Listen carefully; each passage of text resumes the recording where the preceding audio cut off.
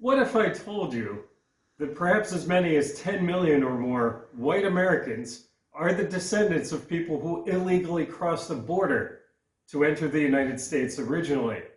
What if I were to tell you that we basically never speak of this, despite the fact that it would point to a massive amount of hypocrisy based in the current American conversation on immigration? It's something that we've all decided that we're pretty much going to ignore. My name's Chris. Welcome to my channel. On this channel, I remember things because someone has to.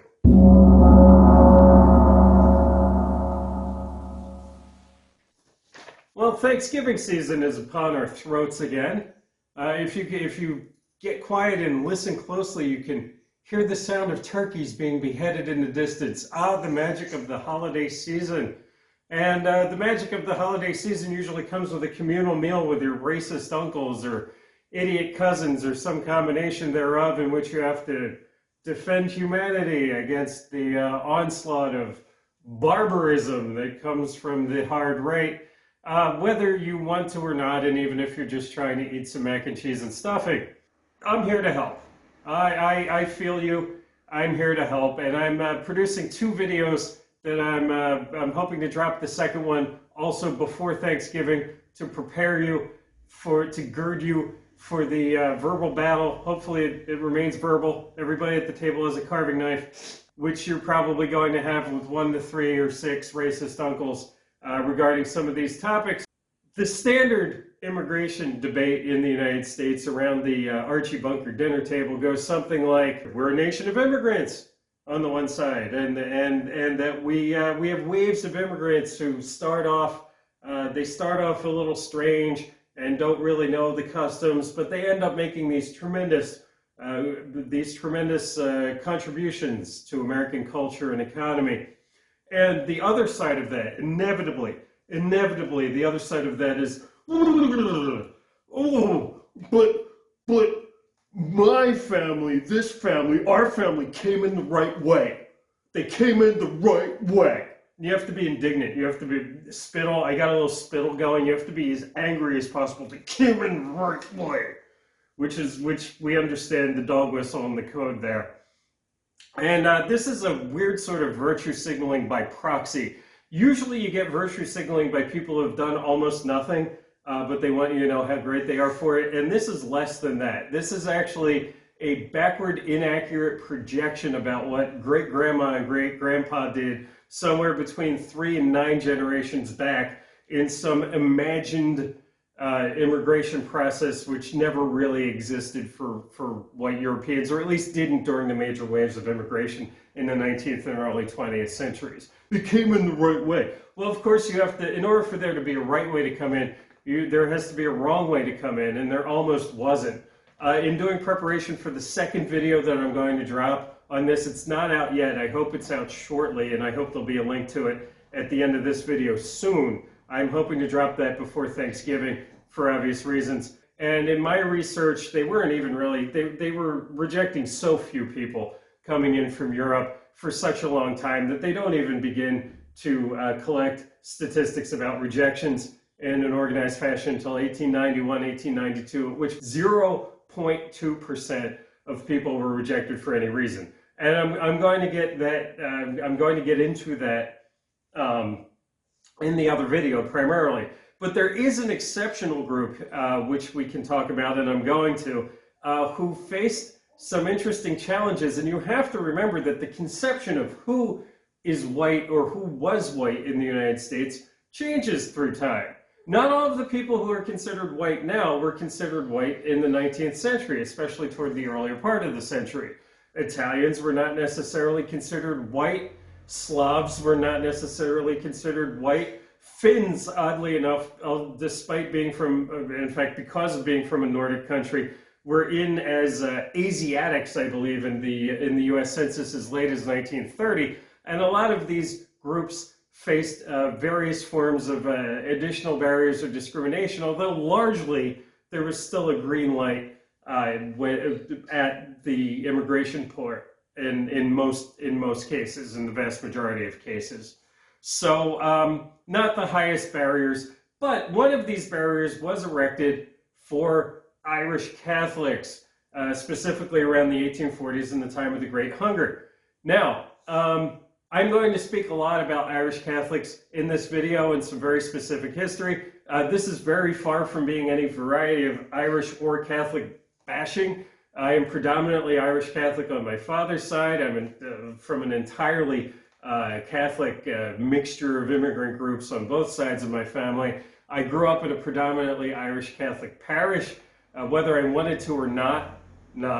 I did my sacraments up through confirmation in a predominantly Irish American parish. And geez, I know a guy who's older than me and was a provo. He was in the provisional IRA in Derry in the 1970s. So I think my bona fides for not being anti-Irish Catholic are pretty damn high. So yeah, there's some illegality I'm going to talk about here, and I am not discussing that or dealing with any of it in a context in which I'm judging it or deeming it to have been wrong. I don't have a stick up my butt about immigration now, and I did not have a stick up my butt about immigration by proxy in the 19th century. In fact, for all I know, some of these people could be ancestors of mine. I do know I have a couple of great-grandparents from the counties of Sligo and Mayo, and I could trace where they came from, but I might be in this little cohort here. In other branches of my family going way back, they would require some research or, as we'll see, a lack of records, maybe to prove that or make it possible. So, you have to know a little bit about Ireland, and you have to know a little bit about Canada. And we're going to discuss Canada, so I'm wearing my Canadian tuxedo today in honor.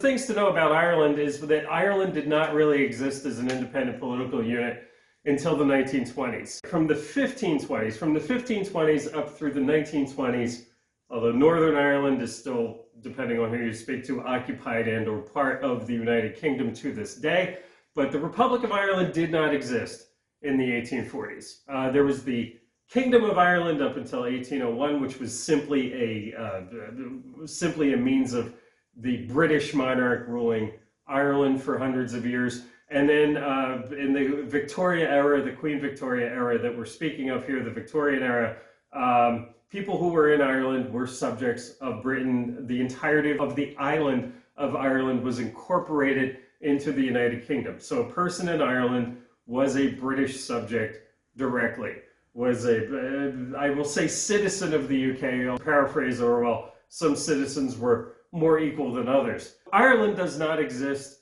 as a political concept in the 1840s. You should also know that there was the Great Hunger, the Potato Famine, the Irish Famine, whatever phrases you'd like to know about that. I'm going to suggest to you a wonderful, I'm saying wonderful, horrifying history text about that called The Great Hunger. I should be putting the info about that on the screen. We moved to Europe, and it's one of the books that did not make it in the shipping container with me because it's massive, it's thick, and it wasn't going in a shipping container. But I would highly recommend that book as a general backgrounder for the horrible Irish famine. We're not just talking about poverty, we're talking about people starving to death en masse, and that is something that spurred a large amount of immigration, not all of it voluntary. We'll get to that in just a bit. And as is often the case, as is the case today with many starving people, you know, some of that has agricultural or biological roots, and some of it is political and economic roots, where there are people who don't exactly mind that the population that's the target is starving and dying. So keep that in mind as well. All right, we should also talk about Canada. In the 1840s, 1850s, into the 1860s that we're talking about, Canada as we know it did not exist. There was a collection of British colonies called British North America. They were consolidated into something resembling more of a modern Canada in 1867 with something called the British North American Act. And if you know people who celebrate Canada Day, or if you're aware of Canada Day being July 1st, July 1st marks the passage in 1867 of the British North American Act, which gave Canada relatively more independence. Canada still really isn't independent. It's part of the British Commonwealth, and technically speaking, under the new Canadian Constitution, the British monarch could nullify any law passed in Ottawa or in the respective provinces of Canada, which could be the subject of a different video. It's wild, but it's true. So Canada doesn't really exist yet except as British colonies. Very important to remember that. There's a famine in Ireland. Some people are being expelled by their landlords. Some of them are being put on what are called plague ships, or just being put on ships and deported by their landlords to Canada. Other people are choosing to emigrate. They may try to make it to the United States, which had really minimal levels of standards for immigrants, but did have some minimal levels, like you weren't supposed to be obviously contagiously sick, which some Irish were.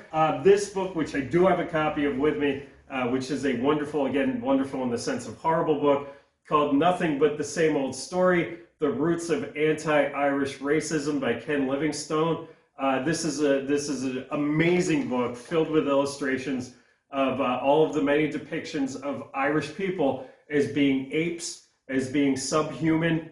That was the take by many English-speaking, Anglo-Saxon people, on both sides of the Atlantic.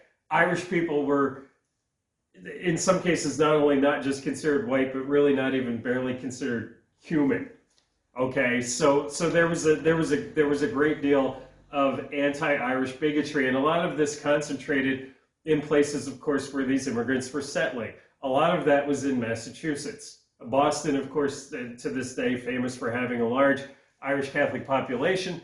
When those people started coming over, a lot of the older city fathers of Boston were absolutely horrified, and you heard the stereotypes of Irish immigrants that you would hear of every other group of immigrants that comes in. They're dirty, they're drunken, they breed like rabbits. Of course, there was a problem with the fact that they were papists, they were Catholic, whereas a lot of these more older established families were Protestant and did not want to be outbred by papists, okay, by filthy, drunken apes, which was the depiction of Irish people. For a person to go from Ireland, which was not an independent political unit, but actually part of the UK in the 1840s, 1850s, to what's now Canada, which was British colonies, you didn't need any form of paperwork. There was no real right to get rid of you, and in fact, a lot of people were even being deported there against their will. You were a person who was leaving a place where Queen Victoria's face was on the money, and you were going to a place where Queen Victoria's place was on the money. Okay, so it was just it would be like now an American going to visit Puerto Rico. They can't bar you from Puerto Rico. Puerto Rico is part of the United States. It's a territory of the U.S. There's also a border between the United States and Canada, which is what's now Canada, which is largely unguarded, and people just generally don't care. People come and go. There's not an expectation that there's going to be flows of immigrants to and from Canada, although there was a small amount. There was a small amount of mutual migration between the U.S. and Canada, but nobody really cared. In fact, something that I'm going to get to deeply in the other video is just how much Americans really did not care about who was coming into the United States, or where they came from, or whether or not they were working. There were more jobs than there were people. There were horrible jobs. There were these horrible factory jobs. If a child working in a factory got their hand cut off, you needed another kid to replace them. So it was just open borders. Come on in and work. We don't really care if or when you become a citizen. And there's no real pressure to become a citizen, and we're virtually deporting no one. Now, Massachusetts, the Commonwealth of Massachusetts, with its anti-Irish bent on the part of people at the top, actually did have its own small deportation program, which was called voluntary, and which was there was a provision of some money. We'll give you a little bit of money to feck off back to Ireland.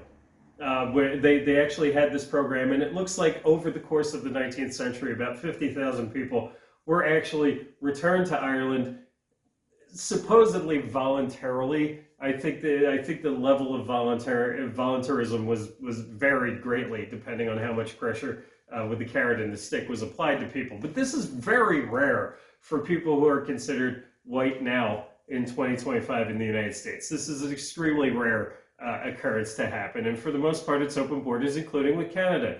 The U.S. Border Patrol was not even formed by an act until 1924. All right, you have one of the world's longest borders. It's over 5,000 miles between the U.S. and what's now Canada. Just this long, unguarded border that a person could just walk across, and just walk across is exactly what happened. It is estimated that over 500,000 Irish migrated to Canada from Ireland during the 1840s, 1850s. Over 500,000. It is estimated that between 25 and 40% of those people then crossed the border into the United States and stayed in the United States to do an end around American immigration. They did not have a health check. They did not have any means testing.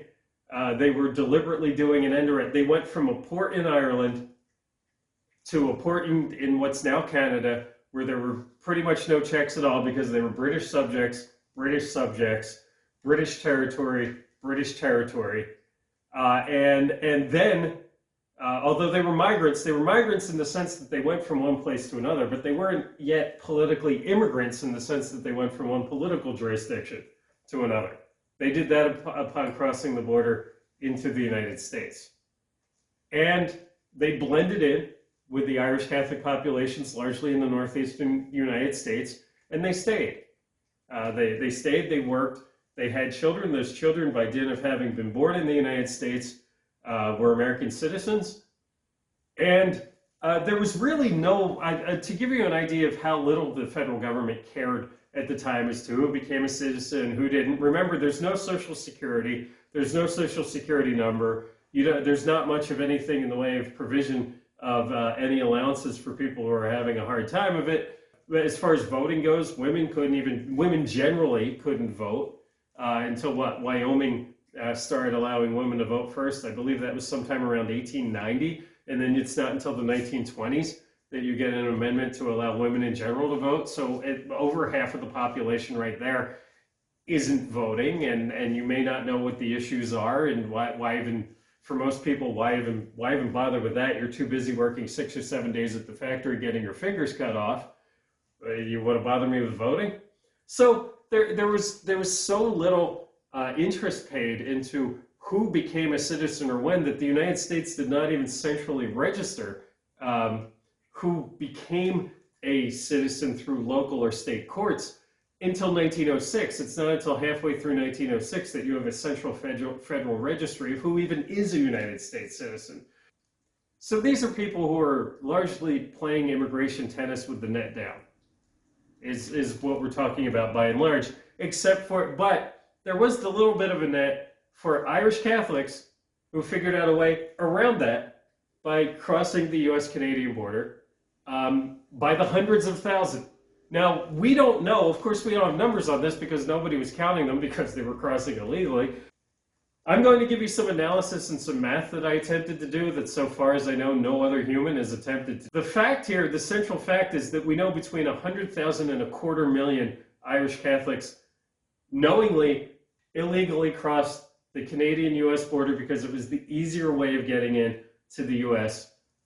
Than coming directly into an American port. By the way, it was also faster. It was faster sailing because the going to American ports, which would typically be Boston, New York, and Philadelphia, you would typically go via Liverpool, which would mean crossing the Irish Sea in the wrong direction to go to Liverpool and get on a larger line, or to go from Dublin, which for some Irish was the opposite side of the island for them.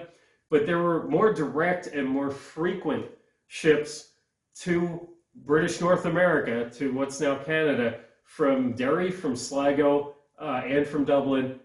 They were also way cheaper.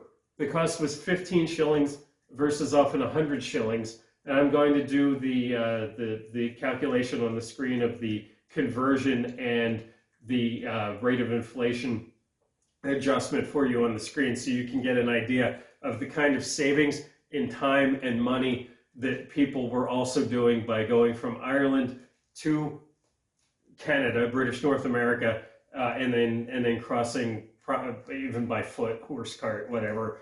Now these people stayed and they mixed. But first, of course, they just blended in with the Irish Catholics who came in through American ports.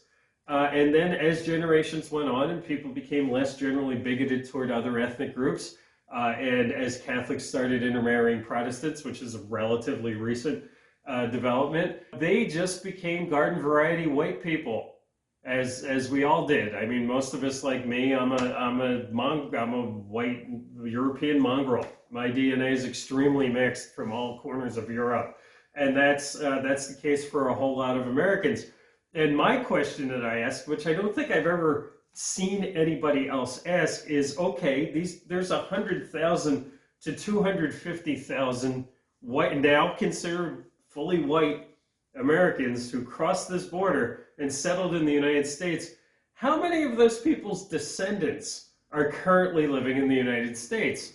It's been 6.5 generations, 6 to 7 generations opportunity to procreate, to have more kids. I took 2 cracks at this. I took a crack at first where I was trying to figure out the children of the people who were just looking at what we know of mid-19th century Irish Catholic American rates of reproduction that we know of from the population within the United States, and just, you know, amateurizing that out. I just did some of the math and asked some basic questions.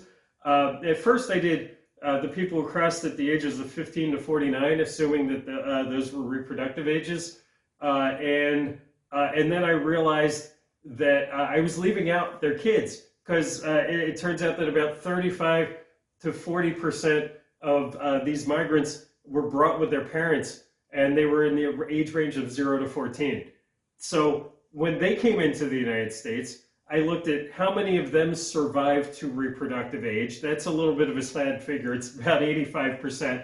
About 15% of those kids died before they would get to the age where they could possibly marry and have the next generation. And then from there, you're just kind of doing the math on what these populations, what their rate of reproduction looks like. And I was asking the question, how many Americans have at least one ancestor from just this cohort of 100,000 to 250,000 knowingly illegal border crossing snowback migrants from British North America, flooding the borders from the north. This wave that you never hear about, that we never talk about, and that's completely non-controversial. I just think that that's a good basis for looking at things. And if you say, well, 100,000 people, 250,000 people, that's not a whole lot of people. Oh, look at the 1840 U.S. Census. There were just barely over 17 million Americans total. There were just over 70,000 people that lived in the entire state of Delaware. In the 1840s, we can state as a fact that somewhere between 120 and 200% or more of the population of the entire state of Delaware crossed that border illegally with the intent to stay, and blended in with the white population. And their descendants now, a lot of them are wearing MAGA hats, and they want those filthy immigrants deported because our family came in the right way. They came in the right way. And when you look at what Grandmama and Grandpapa actually did, well, the numbers are staggering. So I looked at numbers for a low estimate of 100,000, a high estimate of 250,000, and the median estimate of 175,000 people. The math, if you're a demographer and you'd like to look at what I did and tell me if you think that I did good math or bad math, then by all means let me know.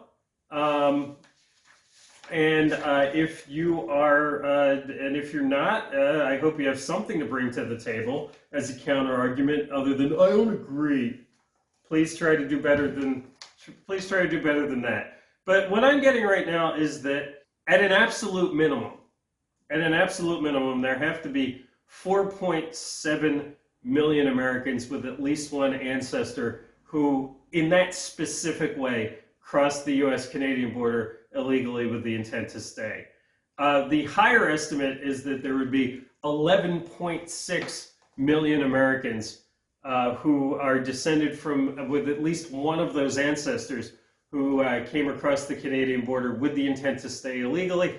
And the median estimate, if we're talking 175K crossing the border, would be that there would be 8.2 million Americans, and almost all of these people identify as white. I mean, there would be the odd person who's biracial or identifies as other because they have a very mixed background, but the farther back in time you get, the rarer it was for people to race mix. So those would be only really more recent Americans. We're overwhelmingly talking here about specifically white Americans. And the total Americans ever in the chain is very interesting. So that's the number of people who lived earlier, lived out their lives in the United States, who are descendants. Let's say they were born to a couple of parents who did the illegal crossing in 1850, right? They were born to the parents in 1850. They're an American citizen because they were born in the United States. And let's say that they died in 1920, right? So I'm counting that person here, the person who was in the chain but is now no longer living. And I added that to the number of people who are currently living. And of course, the number of people who are currently living is the largest number because we're talking about multiplying generations, where, you know, you get larger numbers of people born with each successive generation. And what I'm getting is that there were, at minimum, with the low estimate of the 100K crossing the border, there have been at minimum 5.9 million Americans who were descendants of that illegal border crossing, almost all of them identifying as white.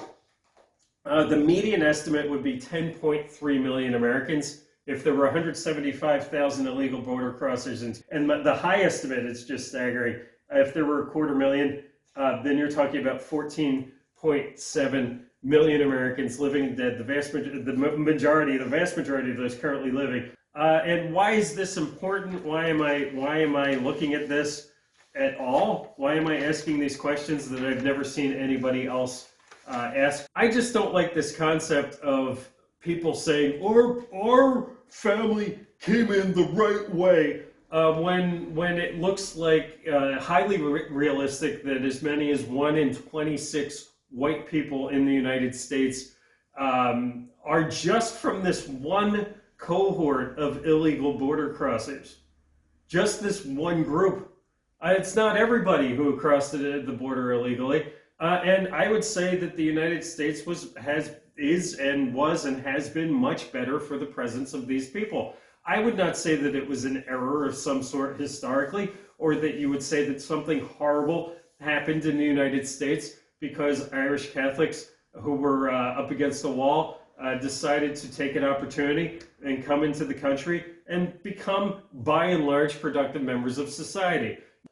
These are people and their children and their children's children are people who contributed very positively to American society on balance and made the place what it is, and I have no reason to believe that that would not happen with subsequent generations. And I would also point out that some people watching this video who might be very upset by the concept or what have you, are you absolutely sure that your ancestors are not in this cohort? Because I'll tell you, Irish Americans, I mean, one of the largest groups in the country, we Irish Americans are a pretty wily group. You never know where we're going to pop up. Boom! See what I mean? You weren't expecting that, were you? Well, that's what you get with us. Yeah. So feck your borders. This is Chris from Ignored Facts, and you know what to do with the like and subscribe, and look out for more of these videos soon, including my takedown of the entire concept of the difficulties of European migration into the United States during the largest waves of migration, which you'll be able to use at the Thanksgiving table until it comes to blows. Until next time, folks, thanks for watching.